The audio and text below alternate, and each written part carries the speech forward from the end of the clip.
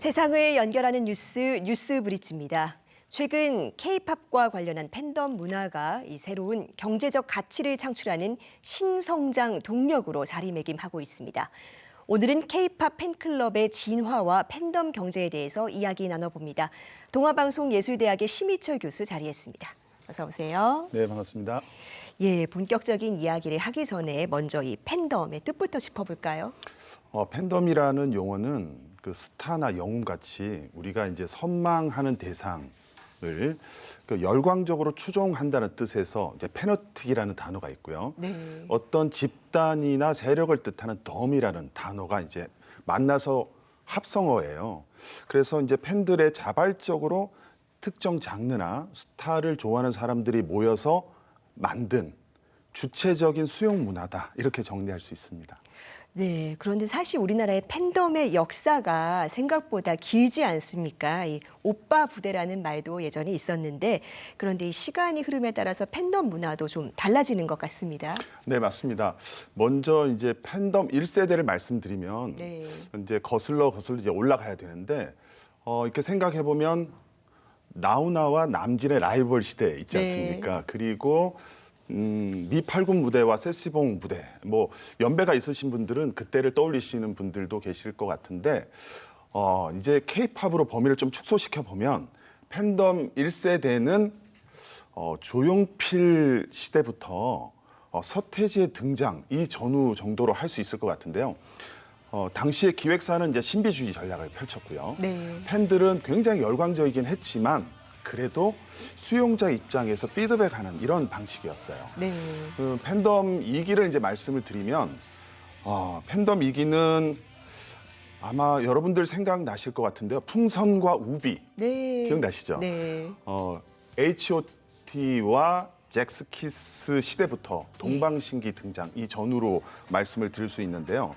이때는 이제 팬덤이 조금 더 진화해서 뭐 부분적으로 뭐 의견을 내기도 하고 제작에 참여하기도 한 시절이었어요. 그러나 2010년대 이후 팬덤 3.0 시대에 와서는 팬들이 직접 기획하고 예. 홍보하고 네. 양육하고 이런 이제 시대가 됐거든요. 네. 그래서 이제는 이제 팬들이 생산하는 2차 콘텐츠뿐만 아니라 1차 생산도 직접 주도하고 네. 필요하면 굉장히 적극적인 의견을 개진하기도 합니다.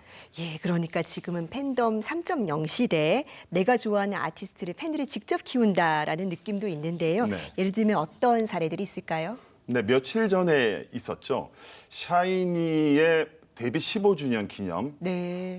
팬미팅 콘서트가 있었는데요. 네. 장소가 변경이 됐습니다. 아, 그런가요? 팬들에 예. 의해서 변경이 됐어요.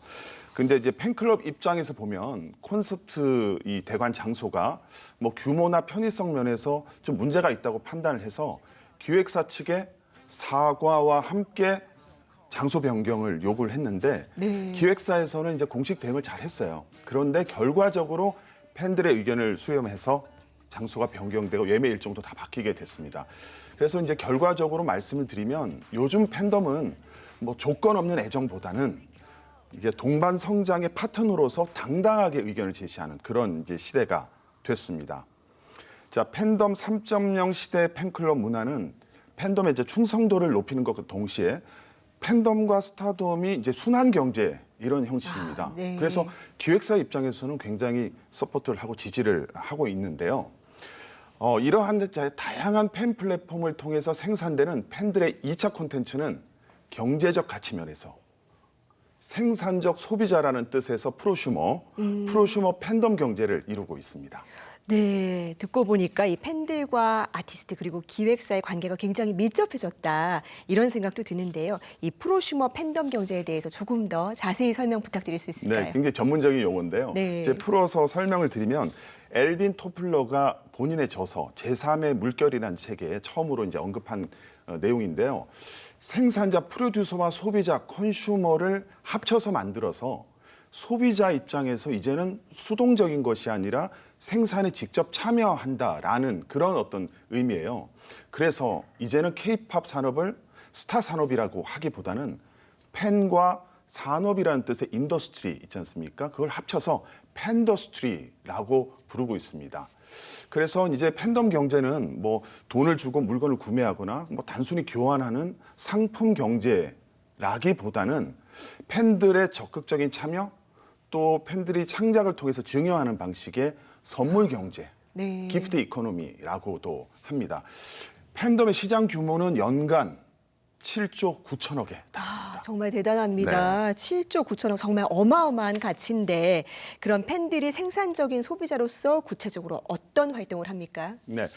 예전에는 이제 기획사에서 아이돌을 완성형 아이돌이라고 했고요. 요즘은 양육형 또는 성장형 아이돌이라고 부릅니다. 네. 왜냐하면 기획사에서 창작에 관련된 부분을 다 만들어서 예전에는 이렇게 전달했거든요. 근데 요즘은 그런 형태를 벗어나서 기획 과정부터 팬들과 같이 고민하고 소통하고 공유하면서 이 제작의 빈 공간을 마련해요. 이 공간을 팬들이 채우면서 성장시키는 이런 컨셉을 가져가고 있습니다. 네. 이제 팬들 입장에서는 기획사와 같이 이렇게 만들어가는 이런 의미에서 뭐 되게 만족감도 있고 능동적인 책임감도 생기니까 기획사 입장에서도 더 좋은 거죠. 윈윈하는 거죠. 네, 그렇군요.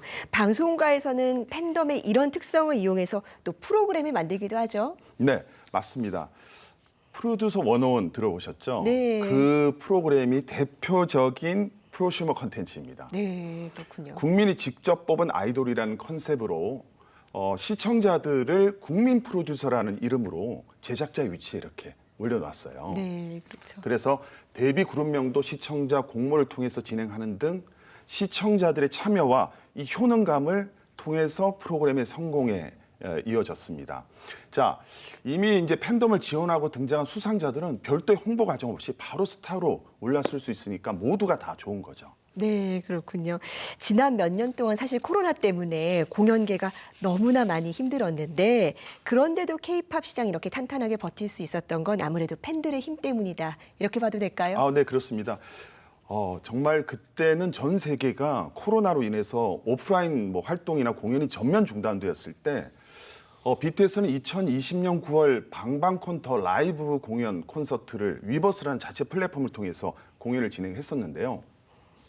무려 107개국 75만 명이 동시에 관람하면서 250억 원의 수익을 올렸습니다. 네. 이제 뮤직 비즈니스는 그 초반부의 신인 개발 부분, 이런 부분은 이제 투자 부분이 되고요. 후반부의 콘서트는 수익 구조가 됩니다.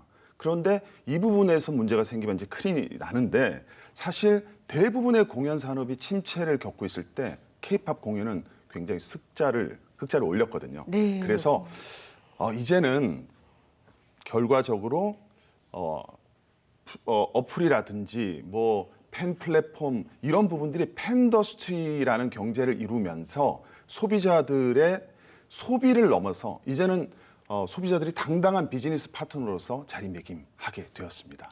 네, 소비자를 넘어서 시장을 이끄는 파트너로 성장한 이 팬덤 문화가 이 K-팝의 성장에 어떤 영향을 미칠지 기대가 됩니다. 오늘 말씀 잘 들었습니다. 고맙습니다.